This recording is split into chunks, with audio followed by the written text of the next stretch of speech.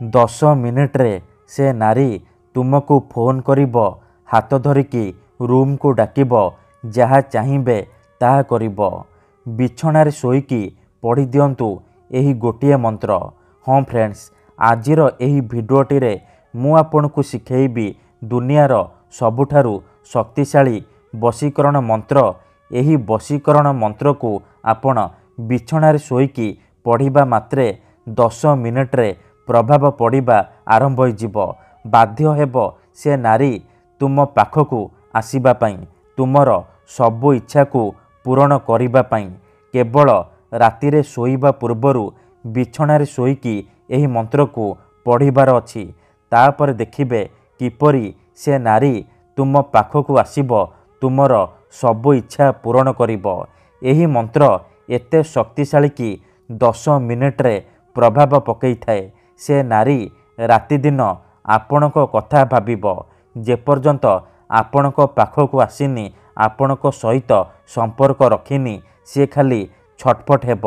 ହଁ ଫ୍ରେଣ୍ଡସ୍, ଯଦି ଆପଣ ନିଜ ପସନ୍ଦର ସୁନ୍ଦରୀ ଝିଅକୁ ପଟେଇବାକୁ ଚାହୁଁଛନ୍ତି, ପଡ଼ିଶା ଘର ସୁନ୍ଦରୀ ଭାଉଜଠାରୁ ନିଜର ମନ ମୁତାବକ କାମ ହାସଲ କରିବାକୁ ଚାହୁଁଛନ୍ତି, ତେବେ ଆଜିର ଏହି ଭିଡ଼ିଓଟି ଆପଣଙ୍କର ଇଚ୍ଛାକୁ ପୂରଣ କରିବ। କାରଣ ଆଜିର ଏହି ଭିଡ଼ିଓଟିରେ ମୁଁ ଆପଣଙ୍କୁ ଶିଖେଇବି ଦୁନିଆର ସବୁଠାରୁ ଶକ୍ତିଶାଳୀ ବଶୀକରଣ ମନ୍ତ୍ର। ଏହି ମନ୍ତ୍ରକୁ ଯଦି ଆପଣ ରାତିରେ ଶୋଇବା ପୂର୍ବରୁ ବିଛଣାରେ ଶୋଇକି ପଢ଼ିଦେବେ, ତାପରେ ଦେଖିବେ କିପରି ସେ ଝିଅ ବା ନାରୀ 10 ମିନିଟ୍ରେ ତୁମକୁ ଫୋନ୍ କରିବ, ଘରକୁ ଡାକିବ, ଯାହା ଚାହିଁବେ ତାହା କରିବ। ନମସ୍କାର ଫ୍ରେଣ୍ଡସ୍, ଓଡ଼ିଆ ଫଣ୍ଡା ଚ୍ୟାନେଲକୁ ଆପଣମାନଙ୍କୁ ସ୍ୱାଗତ। ଯଦି ଆପଣ ଯେତେ ଚେଷ୍ଟା କରି ମଧ୍ୟ କେଉଁ ବି ଝିଅ ବା ସୁନ୍ଦରୀ ବିବାହିତା ନାରୀକୁ ପଟେଇ ପାରୁନାହାନ୍ତି, ତେବେ ଆଜିର ଏହି ଭିଡ଼ିଓଟି ଆପଣଙ୍କର ଇଚ୍ଛାକୁ ପୂରଣ କରିବ। ଏହି ବଶୀକରଣ ମନ୍ତ୍ର ଏତେ ଶକ୍ତିଶାଳୀ କି ଯେଉଁ ଝିଅ ବା ନାରୀ ପାଇଁ ଏହି ମନ୍ତ୍ରକୁ ପାଠ କରିବେ, ସିଏ ସେହି ସମୟଠାରୁ ଆପଣଙ୍କ ଆଡ଼କୁ ଆକର୍ଷିତ ହେବାକୁ ଲାଗିବ। କେବଳ 10 ମିନିଟ୍ରେ। ହଁ ଫ୍ରେଣ୍ଡସ୍, 10 ମିନିଟ୍ରେ ସିଏ ଆପଣଙ୍କୁ ଫୋନ୍ କରିବ, ହାତ ଧରିକି ରୁମ୍କୁ ଡାକିବ, ଯାହା ଚାହିଁବେ ତାହା କରିବ। ଏହି ବଶୀକରଣକୁ ପ୍ରୟୋଗ କରି ହଜାର ହଜାର ଲୋକମାନେ ଲାଭବାନ ହୋଇଛନ୍ତି। ନିଜ ପସନ୍ଦର ସୁନ୍ଦରୀ ଝିଅ ବା ସୁନ୍ଦରୀ ବିବାହିତା ନାରୀକୁ ପଟେଇ ପାରିଛନ୍ତି, ଆଉ ତାଠାରୁ ନିଜର ମନ ମୁତାବକ କାମ ହାସଲ କରିପାରିଛନ୍ତି। ତେଣୁ ମୋର ଆପଣମାନଙ୍କୁ ଅନୁରୋଧ କି ମନରେ କୌଣସି ଖରାପ ଉଦ୍ଦେଶ୍ୟ କିମ୍ବା କୌଣସି ଖରାପ କାମ ପାଇଁ ଆପଣ ଏହି ବଶୀକରଣ ପ୍ରୟୋଗ କରିବେନି। ଏଥିପାଇଁ ଆପଣଙ୍କୁ ବେଶୀ କିଛି କରିବାକୁ ପଡ଼ିବନି। କେବଳ ମୁଁ ଆପଣଙ୍କୁ ଗୋଟିଏ ବଶୀକରଣ ମନ୍ତ୍ର ଶିଖେଇବି। ଏହି ମନ୍ତ୍ରକୁ ଆପଣ ରାତିରେ ଶୋଇବା ପୂର୍ବରୁ ପଢ଼ିଦେବେ।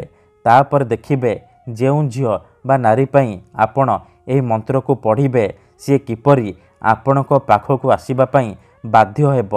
ଯଦି କେଉଁ ଝିଅ ଆପଣଙ୍କୁ ଧୋକା ଦେଇଛି, ଆପଣଙ୍କୁ ଛାଡ଼ି ପଳେଇଛି, ଆପଣଙ୍କର ନମ୍ବର ବ୍ଲକ୍ କରିଦେଇଛି, ଅନ୍ୟ କାହା ସହିତ କଥା ହେଉଛି, ଅନ୍ୟ କାହାକୁ ଭଲ ପାଉଛି, ତେବେ ମୋ କଥା ମାନି ଆଜି ରାତିରେ ଏହି ମନ୍ତ୍ରକୁ ପଢ଼ିକି ଦେଖନ୍ତୁ। ତାପରେ ଦେଖିବେ କିପରି ସେ ଝିଅ ଯେତେ ଦୂରରେ ଥିଲେ ମଧ୍ୟ ଆପଣଙ୍କ ପାଖକୁ ଆସିବା ପାଇଁ ବାଧ୍ୟ ହେବ, ଆପଣଙ୍କୁ ଭଲ ପାଉଛି ବୋଲି କହିବ।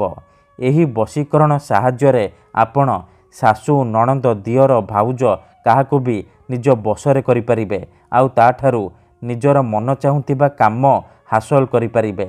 ଠିକ୍ ଅଛି, ତେବେ ଏହି ବଶୀକରଣ ଆପଣ କିପରି କରିବେ, କେମିତି କରିବେ, ମୁଁ ଆପଣଙ୍କୁ ଶିଖେଇବି।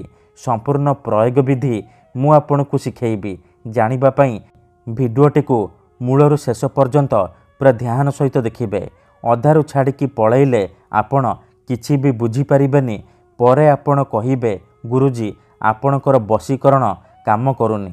ଦେଖନ୍ତୁ, ଯେଉଁପରି ଆପଣ ଭଗବାନଙ୍କୁ ମାନୁଛନ୍ତି, ଭଗବାନଙ୍କ ଉପରେ ବିଶ୍ୱାସ ରଖିଛନ୍ତି, ନିଜର ସବୁ ଦୁଃଖ କଷ୍ଟ ଅସୁବିଧା ଭଗବାନଙ୍କୁ ଜଣାଉଛନ୍ତି, ଯଦି ସେ ଅସୁବିଧାର ସମାଧାନ ନ ହେଲା, ତାହାର ମାନେ ନୁହେଁ କି ଭଗବାନ ନାହାନ୍ତି। ସେହିପରି ବଶୀକରଣ ହୁଏ, ତନ୍ତ୍ର ମନ୍ତ୍ର କାମ କରେ, କିନ୍ତୁ ଏହାକୁ ଆପଣଙ୍କୁ ସିଦ୍ଧ କରିବାକୁ ପଡ଼ିବ। ପ୍ରୟୋଗ ବିଧିକୁ ଠିକ୍ ଭାବରେ କରିବାକୁ ପଡ଼ିବ। ତେବେ ଯାଇ ମୁଁ ଆପଣଙ୍କୁ ଗ୍ୟାରେଣ୍ଟି ଦେଉଛି ଆପଣ ଯେଉଁ ଝିଅ ବା ନାରୀ ଉପରେ ଏହି ମନ୍ତ୍ରକୁ ପାଠ କରିଦେବେ ସିଏ ସେହି ସମୟଠାରୁ ଆପଣଙ୍କ ଆଡ଼କୁ ଆକର୍ଷିତ ହେବାକୁ ଲାଗିବ, ଆପଣଙ୍କୁ ଭଲ ପାଇବାକୁ ଲାଗିବ, ଆପଣଙ୍କୁ ଛାଡ଼ି ରହିପାରିବନି। ଏଥିପାଇଁ ଆମର ତନ୍ତ୍ରଶାସ୍ତ୍ରରୁ ମୁଁ ଆଜି ଆପଣଙ୍କ ପାଇଁ ଏମିତି ଏକ ପ୍ରଚଣ୍ଡ ମହାଶକ୍ତିଶାଳୀ ବଶୀକରଣ ନେଇ ଆସିଛି। ଯଦି ଆପଣ ଏହି ମନ୍ତ୍ରକୁ ରାତିରେ ଶୋଇବା ପୂର୍ବରୁ ବିଛଣାରେ ଶୋଇକି ପଢ଼ିଦେବେ, ତାପରେ ଦେଖିବେ କିପରି ସେ ଝିଅ ବା ନାରୀ ତୁମ ପାଖକୁ ଆସିବା ପାଇଁ ବାଧ୍ୟ ହେବ, ଯାହା ଚାହିଁବେ ତାହା କରିବ। ତେବେ ଏହି ବିଧିକୁ ଆପଣ କିପରି କରିବେ, କେମିତି କରିବେ, ଏହାର ପ୍ରୟୋଗ ବିଧି କ'ଣ ମୁଁ ଆପଣଙ୍କୁ ଶିଖେଇବି। ତା ପୂର୍ବରୁ ଯଦି ଆପଣ ଆମ ଚ୍ୟାନେଲକୁ ନୂଆ ଆସିଛନ୍ତି ତେବେ ଦୟାକରି ଚ୍ୟାନେଲକୁ ସବସ୍କ୍ରାଇବ୍ କରି ପାଖରେ ଥିବା ବେଲ୍ ଆଇକନ୍କୁ ମଧ୍ୟ ଦବାଇ ଦିଅନ୍ତୁ, ଯାହାଦ୍ୱାରା ଆମେ ଯେଉଁ ବି ଭିଡ଼ିଓ ଅପଲୋଡ଼ କରିବୁ ସର୍ବପ୍ରଥମେ ଆପଣ ଦେଖିପାରିବେ ଆଉ ତା'ର ଲାଭ ପାଇପାରିବେ। ଯଦି ଆପଣ ଏହି ବଶୀକରଣ କରିବାକୁ ଚାହୁଁଛନ୍ତି, ସେ ଝିଅ ବା ବିବାହିତା ନାରୀକୁ ପଟେଇବାକୁ ଚାହୁଁଛନ୍ତି, ତାକୁ ନିଜ ପ୍ରେମରେ ଦିବାନୀ କରି ତାଠାରୁ ନିଜର ମନ ଚାହୁଁଥିବା କାମ ହାସଲ କରିବାକୁ ଚାହୁଁଛନ୍ତି, ତେଣୁ ମୋର ଆପଣମାନଙ୍କୁ ଅନୁରୋଧ କି ଆପଣ ଭିଡ଼ିଓଟିକୁ ପୁରା ଶେଷ ପର୍ଯ୍ୟନ୍ତ ଦେଖିବେ। ମନେ ରଖନ୍ତୁ, ଏହି ବଶୀକରଣ ବିଧିକୁ ଆପଣ କେଉଁ ବି ବାରରେ କରିପାରିବେ, କିନ୍ତୁ ଯେବେ ବି କରିବେ ରାତିରେ ଶୋଇବା ପୂର୍ବରୁ କରିବେ। ବିଧିଟି କରିବା ପୂର୍ବରୁ ଭଲ ଭାବରେ ହାତ ଗୋଡ଼ ଧୋଇକି ସଫା ବସ୍ତ୍ର ପିନ୍ଧିକି ଏହି ବଶୀକରଣ ଆରମ୍ଭ କରିବେ। ସେ ଝିଅ ବା ନାରୀକୁ ମନରେ ଭାବିକି ଏହି ବଶୀକରଣ ବିଧିକୁ ଆରମ୍ଭ କରିବେ। ପ୍ରଥମେ ଆପଣ କ'ଣ କରିବେ, ଭଲ ଭାବରେ ହାତ ଗୋଡ଼ ଧୋଇକି ନିଜର ଶୋଇବା ସେଜ ଉପରେ ବା ବିଛଣା ଉପରେ ବସି ପଡ଼ିବେ। ତାପରେ ଆଖି ବନ୍ଦ କରିକି ସେଇ ଝିଅ ବା ନାରୀକୁ ମନେ ମନେ ଭାବିବେ, ତାର ମୁହଁକୁ ନିଜ ମନରେ ଭାବିବେ। ତାପରେ ମୁଁ ଆପଣଙ୍କୁ ଗୋଟିଏ ବଶୀକରଣ ମନ୍ତ୍ର କହୁଛି, ଏହି ମନ୍ତ୍ରକୁ ଆପଣ 7 ଥର ପଢ଼ିଦେବେ। ସର୍ବକାଲେ ବଶୟେତୁ ତତଂ ଭୟନ୍ତରୁ, ସର୍ବକାଲେ ବଶୟେତୁ ତତଂ ଭୟନ୍ତରୁ।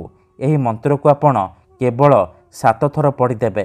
7 ଥର ମନ୍ତ୍ର ପଢ଼ି ସାରିବା ପରେ ଆପଣ କ'ଣ କରିବେ, 3 ଥର ସେଇ ଝିଅ ବା ନାରୀର ନାମ କହିବେ, ତାପରେ ପବନରେ ଫୁଙ୍କିଦେବେ। ଏତିକି କରିସାରିବା ପରେ ଆପଣ ଶୋଇପଡ଼ିବେ।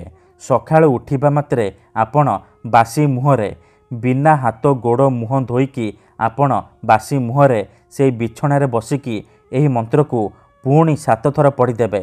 ସର୍ବକାଲେ ବଶୟେତୁ ତତଂ ଭୟନ୍ତରୁ। ତାପରେ ଦେଖିବେ କିପରି 10 ମିନିଟରେ ପ୍ରଭାବ ପଡ଼ିବା ଆରମ୍ଭ ହୋଇଯିବ। ସେ ଝିଅ ବା ନାରୀ ଆପଣଙ୍କ ଆଡ଼କୁ ଆକର୍ଷିତ ହେବାକୁ ଲାଗିବ, ଯାହା ଚାହିଁବେ ତାହା କରିବ, କୌଣସି ପ୍ରକାର ବାଧା ଦେବ ନାହିଁ। ଧନ୍ୟବାଦ।